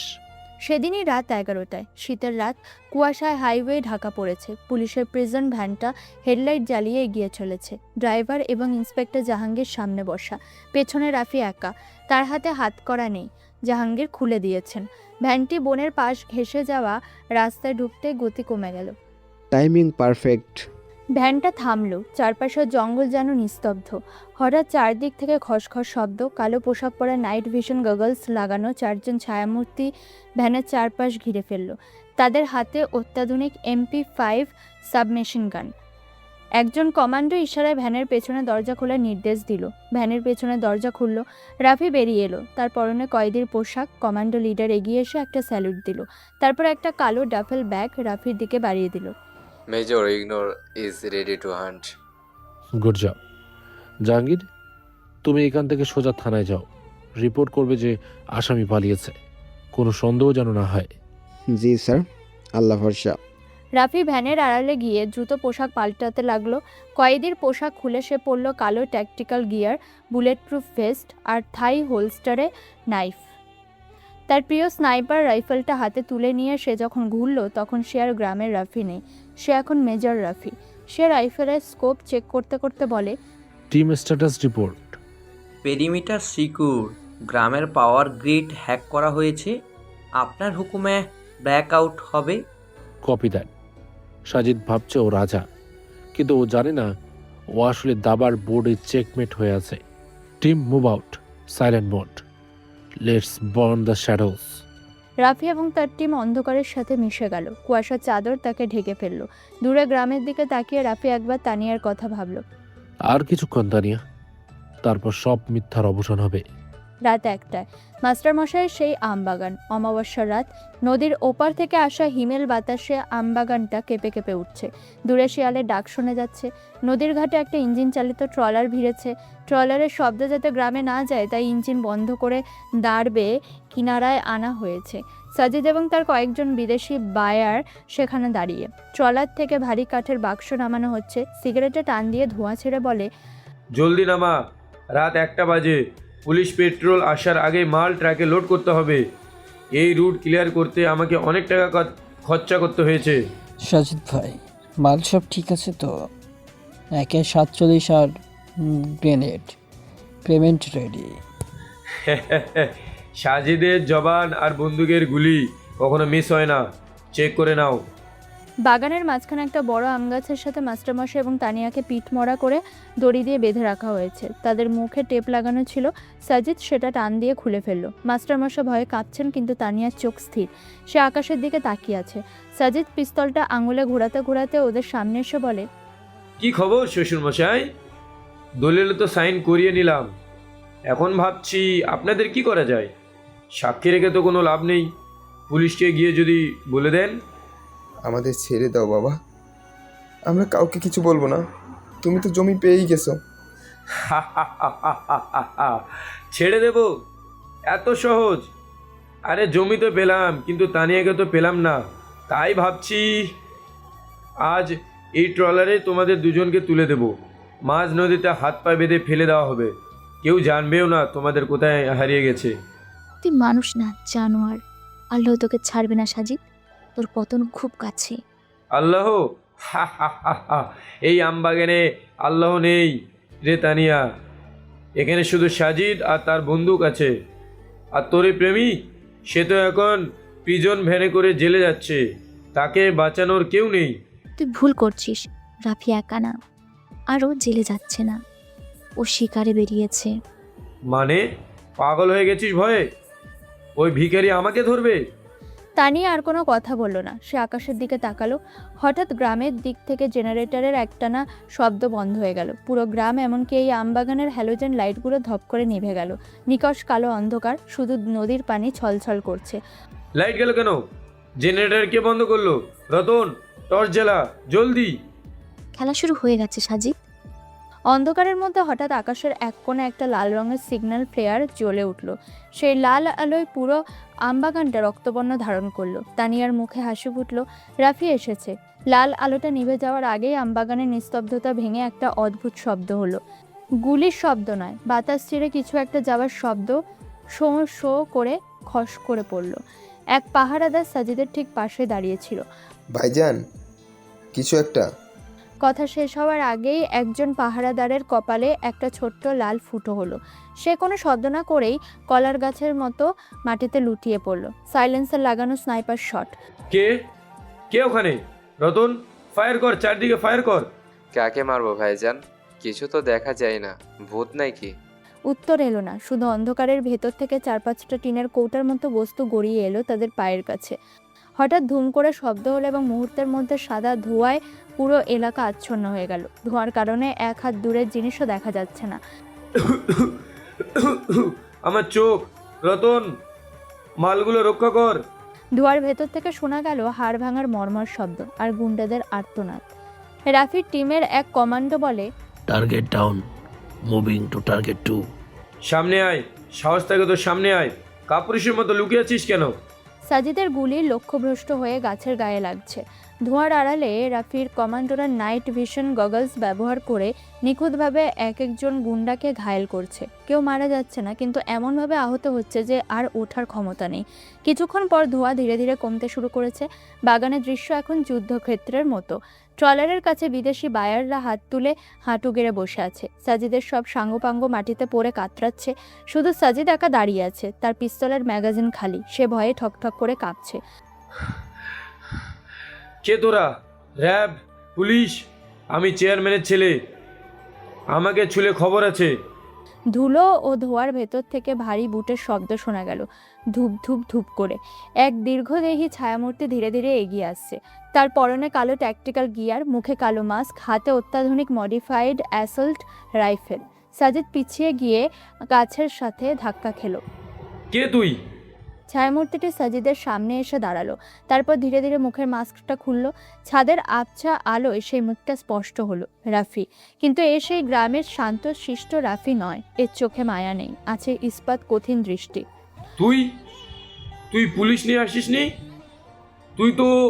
রাফি তার ভারী বুট দিয়ে সামনে থাকা একটা অস্ত্রের বাক্স সজোরে লাথি মেরে ভেঙে ফেললো। পুলিশরা চোরদের ধরে সাজিদ, আর আমি আবর্জনা পরিষ্কার করি। আমি বাংলাদেশ সিক্রেট সার্ভিসের মেজর রাফি। মেজর? তুই মানে এতদিন তুই? রাফি রাইফেলটা কাঁধে ঝুলিয়ে পকেট থেকে একটা সিগারেট বের করে ধরালো। হ্যাঁ, এতদিন তোর চোখের সামনেই ছিলাম। তুই আমাকে লাথি মেরেছিস, অপবাদ দিয়েছিস, আমি সহ্য করেছি, কারণ আমার লক্ষ্য তুই ছিলি না। তোর পেছনের এই আন্তর্জাতিক চক্রটা ছিল। আজ খেলা শেষ। বিশ্বাস হয় না, তুই সেই ধর্ষক রাফি যে জেলের ভাত খেয়েছে। দেশের জন্য আমাকে যদি নরকেও যেতে হয় আমি হাসি মুখে যাব। আর জেলের ভাত, ওটা তো তোর কপালে এখন থেকে পার্মানেন্টলি লেখা হয়ে গেল। অবশ্য যদি তুই আজ রাতটা বেঁচে থাকিস। আমাকে মারবি? তোর এত বড় সাহস? আমি এখনই বাবাকে ফোন করব। তোর বাবা? চেয়ারম্যান সাহেব তো এতক্ষণে জেলা কারাগারে চা খাচ্ছেন। তোর পুরো নেটওয়ার্ক এখন আমাদের নিয়ন্ত্রণে। সাজিদ বুঝলো তার পালানোর সব পথ বন্ধ। কোণঠাসা ইঁদুর যেমন মরণ কামড় দেয়, সাজিদও তাই করলো। সে হঠাৎ বিদ্যুতের গতিতে পাশে বাঁধা অবস্থায় থাকা তানিয়ার দিকে ঝাঁপিয়ে পড়ল। পকেট থেকে একটা ধারালো সুইচ গিয়ার চাকু বের করে তানিয়ার গলার সাথে চেপে ধরলো। তানিয়াকে সে নিজের সামনে ঢাল হিসেবে ব্যবহার করলো। এক পায়ে গলে আমি এর গলায় কেটে ফেলবো। সরে যা, সবাইকে সরে যেতে বল। রাফির টিম রাইফেল তাক করলো, কিন্তু রাফি হাত তুলে তাদের থামালো। তানিয়ার গলায় ধারালো ছুরি। একটু এদিক ওদিক হলেই রক্তগঙ্গা বয়ে যাবে। মাস্টারমশাই গোঙাতে লাগলেন। ছেড়ে দে ওকে সাজিদ, তোর সমস্যা আমাকে নিয়ে। মেয়েদের পেছনে কেন লুকাচ্ছিস? পুরুষ হলে সামনে আয়। পুরুষ চাইছিস? তোর মরার দৃশ্যটাও দেখুক। অস্ত্র ফেল, সব অস্ত্র ফেল। ঠিক আছে, আমি অস্ত্র ফেলছি। রাফি তার রাইফেলটা ধীরে ধীরে মাটিতে নামিয়ে রাখলো, তারপর দু হাত মাথার ওপরে তুলল। তানিয়া, আমার দিকে তাকাও। তানিয়া সাজিদের হাতের চাপে শ্বাস নিতে কষ্ট হচ্ছে, কিন্তু তার চোখে ভয় নেই। রাফি, তুমি? বিশ্বাস রাখো। এখন আমি তোকে গুলি করব না, তোকে টুকরো টুকরো করে কাটবো। সাজিদ যখনই চাকুর হাতলটা শক্ত করে ধরে তানিয়ার গলায় চাপ দিতে যাবে, তানিয়া হঠাৎ নিচু হয়ে সাজিদের যেই হাতে চাকু ছিল সেই হাতের কবজিতে সজোরে কামড় বসিয়ে দিল। আহ, শয়তানি! এই 1 সেকেন্ড, মাত্র 1 সেকেন্ড সময় পেল রাফি। সে বিদ্যুতের গতিতে ছুটে এলো। শূন্যে লাফিয়ে সে সাজিদের বুকে লাথি মারল। লাথির জোর এতটাই ছিল যে সাজিদ ছিটকে গিয়ে পেছনের আম গাছে সজোরে ধাক্কা খেলো। হাত থেকে চাকুটা ছিটকে পড়ল। রাফি মাটিতে নেমেই সাজিদের কলার ধরে তাকে শূন্যে তুলে ফেলল। নারীদের সম্মান করা শিখিসনি? আজ তোকে নরকের পথ দেখাবো। মাফ করে দে ভাই, মাফ করে দে। মাফ আল্লাহ করবেন, আমি শুধু পাঠানোর ব্যবস্থা করব। রাফি সাজিদকে মাটির ওপর এমন এক আছাড় মারল যে মনে হলো সাজিদের মেরুদণ্ড ভেঙে গেল। সাজিদ গোঙাতে গোঙাতে জ্ঞান হারালো। তানিয়া দৌড়ে এসে রাফিকে জড়িয়ে ধরল। Rafi? Command, target secure, area clear, send extension team. দূরে সাইরেনের শব্দ শোনা গেল। পুলিশ ও র্যাব চলে এসেছে। মাস্টারমশাই অবাক হয়ে তাকিয়ে আছেন। তার ছাত্র, গ্রামের সেই অবহেলিত রাফি, আজ এক জীবন্ত কিংবদন্তির মতো দাঁড়িয়ে আছে। তুমি ফিরে এসেছো? তুমি সত্যি ফিরে এসেছো? বলেছিলাম না, তুমি আমার ফিরে আসার ঠিকানা। রাতের অন্ধকার কেটে গিয়ে ভোরের আলো ফোটার প্রস্তুতি নিচ্ছে। বারুদের গন্ধ ছাপিয়ে এখন বাতাসে ভালোবাসার ঘ্রাণ, কিন্তু যুদ্ধের রেশ এখনও কাটেনি। গ্রামের মানুষ যখন সকালে এই দৃশ্য দেখবে, তখন কি তারা রাফিকে মেনে নেবে, নাকি নতুন কোনো নাটক অপেক্ষা করছে? চলুন দেখে আসি। পরদিন সকাল 10টায়। আজ সকালটা গ্রামের মানুষের জন্য অন্যরকম। কাল রাতের গোলাগুলি, সাইরেনের শব্দ আর বারুদের গন্ধের রেশ এখনও বাতাসে, কিন্তু আকাশ আজ পরিষ্কার। হাই স্কুল মাঠে হাজার হাজার মানুষ। মঞ্চে জেলা প্রশাসক, পুলিশ সুপার এবং র্যাবের ঊর্ধ্বতন কর্মকর্তারা বসে আছেন। গ্রামের মানুষ ফিসফিস করছে, তাদের চোখে মুখে বিস্ময়। যাকে তারা 3 বছর ধরে ধর্ষক, চোর বলে গালি দিয়েছে, আজ শুনছে সে নাকি দেশের নায়ক। এলাকার এসপি সাহেব মাইকের সামনে দাঁড়িয়ে গম্ভীর স্বরে বলেন, প্রিয় এলাকাবাসী, আপনারা গতরাতে যে অভিযান দেখেছেন তা ছিল আন্তর্জাতিক অস্ত্র ও মাদক চোরাচালান চক্রের বিরুদ্ধে আমাদের অন্যতম সফল অপারেশন। আর এই অপারেশন সফল হয়েছে যার কারণে তিনি আমাদের গ্রামের সন্তান, বাংলাদেশ সিক্রেট সার্ভিসের দুর্ধর্ষ অফিসার মেজর রাফি আহমেদ। পুরো মাঠ স্তব্ধ, পিনপত নীরবতা। কেউ বিশ্বাস করতে পারছে না বেকার রাফি, জেলের ভাত খাওয়া রাফি, মেজর। কিন্তু তার আগে একটা সত্য উদ্ঘাটন করা প্রয়োজন। 3 বছর আগে রাফির বিরুদ্ধে যে জঘন্য অভিযোগ আনা হয়েছিল তার পেছনে সত্যটা আজ সবার জানা দরকার। মিস রহিমা খাতুন, স্টেজে আসুন। মঞ্চের একপাশ থেকে রহিমা খাতুন উঠে এলেন। তার চোখ দিয়ে অঝরে পানি পড়ছে। তিনি কাঁপতে কাঁপতে মাইকটা ধরলেন। নিচে দাঁড়িয়ে থাকা মানুষেরা ঘৃণার চোখে তাকাচ্ছে না, বরং কৌতূহল নিয়ে দেখছে। আমারে আপনারা মাফ করে দিয়েন, আমি পাপী, কিন্তু আমি নিরুপায় ছিলাম। 3 বছর আগে ওই শয়তান চেয়ারম্যান আমারে ডাইক্কা নিছিল। রহিমা দম নিলেন। অতীত স্মৃতি তাকে কুড়ে কুড়ে খাচ্ছে। আমার একমাত্র পোলারে ওরা কিডন্যাপ করছিল। চেয়ারম্যান আমার মাথায় পিস্তল ঠেকাইয়া কইছিল, যদি রাফির নামে ধর্ষণের মামলা না দিস তাহলে তোর পোলারে কাইটটা টুকরা টুকরা কইরা নদীতে ভাসাইয়া দিমু। রাফি ভাইজান তখন ভার্সিটি থেকে গ্রামে আসছিল। চেয়ারম্যানের ড্রাগসের ব্যবসার খোঁজ পাইছিল বইলা ওরে সরাইতে চাইছিল। রাফি ভাইজান আমার ইজ্জত নেয় নাই, ও আমারে মায়ের মতো সম্মান করত। আমি টাকার লোভে না গো বাবা, আমি সন্তানের জান বাঁচাইতে মিথ্যা কইছিলাম। রাফি ফেরেস্তা, ও ফেরেস্তা। রহিমা খাতুন স্টেজে বসে পড়ে হাউমাউ করে কাঁদতে লাগলেন। গ্রামের মানুষের চোখের সামনে থেকে যেন কালো পর্দা সরে গেল। তারা অপরাধ বোধে মাথা নিচু করল। ভিড়ের এক কোণে সাধারণ একটা টি শার্ট আর জিন্স পরে দাঁড়িয়ে আছে রাফি। তার মুখে কোনো অহংকার নেই, আছে এক প্রশান্ত হাসি। মাস্টারমশাই ভিড় ঠেলে রাফির সামনে এসে রাফির হাত দুটো ধরে বলেন, বাবা, আমি কি বলে ক্ষমা চাইব? আমি শিক্ষক হয়েও আমার ছাত্রকে চিনতে পারিনি। আমি সমাজ আর লোকলজ্জার ভয়ে সত্যিটা বলার চেষ্টা করিনি। আমাকে মাফ করে দিস বাবা। তুই আমাদের গ্রামের গর্ব রাফি। আজ থেকে এই গ্রাম তোর নামে পরিচিত হবে। গ্রামের যুবকরা যারা রাফিকে দেখলে থুতু দিত তারা এসে রাফির পায়ে হাত দিয়ে সালাম করতে চাইল। রাফি তাদের থামিয়ে দিল। কলঙ্কের দাগ মুছে গিয়ে সেখানে এখন সম্মানের মুকুট। কিন্তু রাফির চোখ ভিড়ের মাঝে কাউকে খুঁজছে, তানিয়াকে। বিকেল 4টা, বিকেলে রোদতে নরম হয়ে এসেছে। রাফির টিনের ঘরটা আজ আর জরাজীর্ণ মনে হচ্ছে না। উঠোনে গ্রামের মানুষের আনাগোনা কমেছে। রাফি তার ঘরে বিছানার উপর ব্যাগ গোছাচ্ছে। তার ছুটি শেষ। হেডকোয়ার্টার থেকে ডাক এসেছে। তার মা দরজা চৌকাঠে বসে আঁচল দিয়ে চোখ মুছছে। কয়টা দিন থাইকা যা বাবা, এত বছর পর আসল রূপ লইয়া ফিরলি। এখন একটু মায়ের হাতের রান্না খা, আরাম কর। আমার কপালে নেই মা, দেশটা এখনো পুরো নিরাপদ না। আমাকে যেতেই হবে, তবে কথা দিচ্ছি এবার আর নিখোঁজ হব না, মাঝে মাঝে আসবো।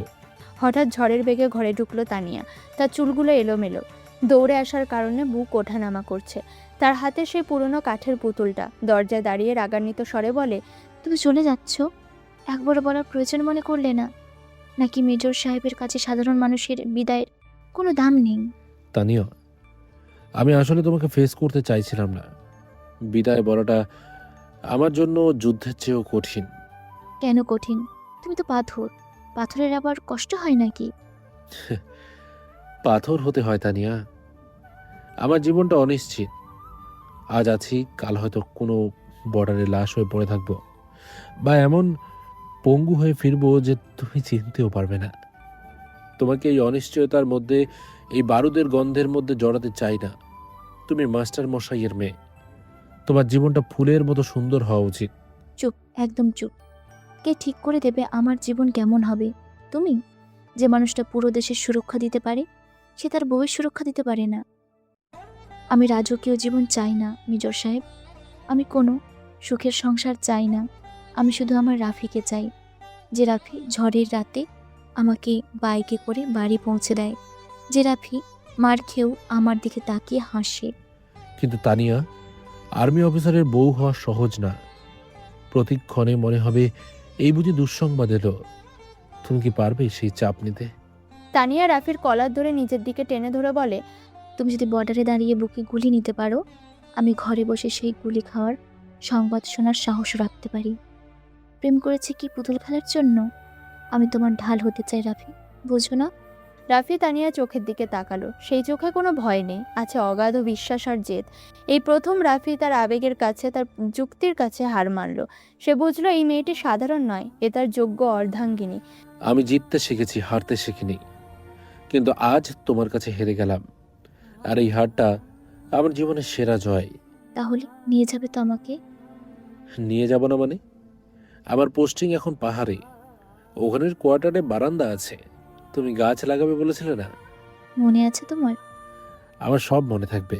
সেদিনই সন্ধ্যা 7টায় সন্ধ্যার আজান শেষ হয়েছে। আকাশে পূর্ণিমার চাঁদ উঠেছে। গ্রামের সব কোলাহল নিচে, আর রাফি ও তানিয়া এখন বাড়ির ছাদে। চারপাশ শান্ত, শুধু ঝিঝি পোকার ডাক। রাফি রেলিংয়ে ভর দিয়ে দাঁড়িয়ে আছে। তানিয়া তার পাশে এসে দাঁড়ালো। জানো রাফি, সবাই তোমাকে মেজর হিসেবে স্যালুট দিচ্ছে। টিভিতে তোমার খবর দেখাচ্ছে, কিন্তু আমার কাছে তুমি সেই জেদি বোকাশোকা ছেলেটাই আছো, যে ইউনিভার্সিটি লাইব্রেরিতে বসে আমাকে বড় বড় ফিলোসফি শোনাতো। রাফি তানিয়াকে কাছে টেনে নিল। তানিয়া রাফির বুকে মাথা রাখল। আর তুমি তুমি আমার কাছে সেই যুদ্ধের ময়দানে একমাত্র শান্তির আশ্রয়। যখন গুলিবর্ষণ চলতো, যখন মনে হতো আজই শেষ দিন, তখন আমি চোখ বন্ধ করে তোমার মুখটা ভাবতাম। বিশ্বাস করো, অদ্ভুত এক শক্তি পেতাম। তানিয়া রাফির বুকে আঙুল দিয়ে আঁকিবুকি কাটতে কাটতে বলে, মিথ্যেবাদী, আমাকে তো চিঠিও লেখনি। আমি কত কেঁদেছি জানো? চিঠি লিখিনি কারণ কাগজ ভিজে যেত, রক্তে নয়তো ঘামে। কিন্তু আমি রোজ তোমার সাথে কথা বলতাম, বাতাসের সাথে। হয়েছে, আর কবি হতে হবে না। এখন বলো, আমার জন্য কি এনেছো? আমি বলেছিলাম না ফিরে এলে। রাফি পকেট থেকে হাত বের করে বলে, হীরা বা সোনা কেনার সামর্থ্য বা সময় কোনোটাই আমার ছিল না তানিয়া। তবে একটা জিনিস এনেছি, এটা আমার খুব কাছের। রাফি পকেট থেকে একটা আংটি বের করলো। এটা সাধারণ কোনো আংটি নয়, একটা গ্র্যানেডের সেফটি পিন দিয়ে বানানো রিং। ধাতব রিংটা চাঁদের আলোয় চকচক করছে। এটা কি? এটা একটা হ্যান্ড গ্রেনেডের পিন। যে অপারেশনে আমি প্রথমবার মৃত্যুর খবর কাছে গিয়েছিলাম, সেই গ্রেনেডের পিন এটা। আমি এটা খুলে রেখে দিয়েছিলাম।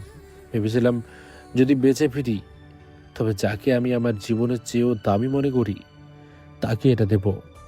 কারণ এই পিনটা যেমন গ্রেনেডকে বিস্ফোরিত করে দেয় না, তুমিও তেমনই আমার ভেতরের বারুদকে শান্ত রাখো। তুমি সত্যি পাগল রাফি। কেউ প্রেমিকাকে গ্রেনেডের পিন দেয়? সোলজারের প্রেমিকা হলে গিফট তো একটু ইউনিক হবেই। হাতটা দাও। তানিয়া তার বাম হাত বাড়িয়ে দিল। রাফি খুব যত্ন করে সেই গ্র্যানেড পিনের আংটিটা তানিয়ার অনামিকায় পরিয়ে দিল। তানিয়া আংটিটা দেখলো, কোনো হীরার চেয়ে বেশি উজ্জ্বল হতে পারে না। কথা দাও, এই পিন কখনো খুলবে না, মানে আমাদের বন্ধন কখনো ছিঁড়বে না। কথা দিলাম, মৃত্যু ছাড়া কেউ আমাদের আলাদা করতে পারবে না। কোনো হীরা এর চেয়ে বেশি উজ্জ্বল হতে পারে না। তানিয়া নিজেকে ধরে রাখতে পারল না। সে রাফির গলার কাছে মুখ নিয়ে এলো। রাফিও ঝুঁকে এলো। চাঁদের আলোয় দুটি ছায়া এক হয়ে গেল। তাদের ঠোঁট এক হলো এক গভীর অনন্ত ভালোবাসার চুম্বনে। ক্যামেরা ধীরে ধীরে জুম আউট করে উপরের দিকে উঠে যাচ্ছে। নিচে গ্রাম, নদী আর ছাদে দুটি মানুষ একে অপরকে জড়িয়ে আছে। এভাবেই 5 বছর পার হয়ে যায়। 5 বছর পরের দৃশ্য, শরৎকাল। গ্রামের মাঠে কাশফুল ফুটেছে, দিগন্ত জোড়া সবুজ ধানের ক্ষেত। আইল দিয়ে হেঁটে আসছেন মেজর রাফি। তার পরনে সিভিল ড্রেস, কিন্তু চোখে সেই সানগ্লাস। পাশে তানিয়া, পরনে নীল শাড়ি। রাফির কোলে একটা ফুটফুটে 2 বছরের বাচ্চা। বাচ্চাটার পরনে ছোট আর্মি ইউনিফর্ম। বাচ্চাটা রাফির ক্যাপ নিয়ে খেলা করছে। বাবা, বাবা, কুলি দিসুম। দেখো ছেলের কাণ্ড দেখো, এখনো কথা ফোটেনি, এখনই গুলি করা শিখছে। বাপের মতোই হয়েছে। হবে না, মেজর রাফির ছেলে বলে কথা। তবে ও গুলি করবে কলম দিয়ে। আমি চাই ও এমন একটা দেশ গড়ুক যেখানে আর বারুদের প্রয়োজন হবে না। সেই দেশ তোমরাই গড়ছো রাফি। তোমরা আছো বলেই আমরা নিশ্চিন্তে এই আইল দিয়ে হাঁটতে পারি। তারা 3 জন হেঁটে যাচ্ছে দিগন্তের দিকে। সূর্য ডুবছে, লাল আভা ছড়িয়ে পড়েছে পুরো মাঠে। সত্য সূর্যের মতো। মেঘ দিয়ে তাকে সাময়িক ঢেকে রাখা যায়, মিথ্যা দিয়ে কলঙ্কিত করা যায়, কিন্তু তার আলো নেভানো যায় না। ভালোবাসা আর বিশ্বাস যদি অটুট থাকে, তবে ছায়ার আড়ালেও বারুদও একদিন ফুল হয়ে ওঠে। এই গল্প বারুদের, এই গল্প ভালোবাসার, এই গল্প ফিরে আসার। রাফি একবার পেছনে ফিরে তাকালো। তার চোখে এখন আর সেই বন্য হিংস্রতা নেই, আছে শুধুই প্রশান্তি এবং পূর্ণতা। সে তানিয়ার দিকে তাকিয়ে হাসলো, তারপর আবার সামনে হাঁটতে লাগলো। প্রিয় শ্রোতা বন্ধুরা, আমাদের আজকের গল্পটি এখানে শেষ হচ্ছে। তো আপনাদের গল্পটি কেমন লাগলো অবশ্যই কমেন্ট করে জানাতে ভুলবেন না। এছাড়া এখনও পর্যন্ত যারা আমাদের চ্যানেলটিকে সাবস্ক্রাইব করেননি, প্লিজ সাবস্ক্রাইব করুন এবং পাশে থাকা বেল আইকনটি প্রেস করুন, যাতে সবার আগে আপনার কাছে আমাদের গল্পগুলো পৌঁছে যায়। তো বন্ধুরা, আজকের মতো গল্প এই পর্যন্তই। দেখা হচ্ছে পরবর্তী গল্পে। ততক্ষণ ভালো থাকবেন, সুস্থ থাকবেন।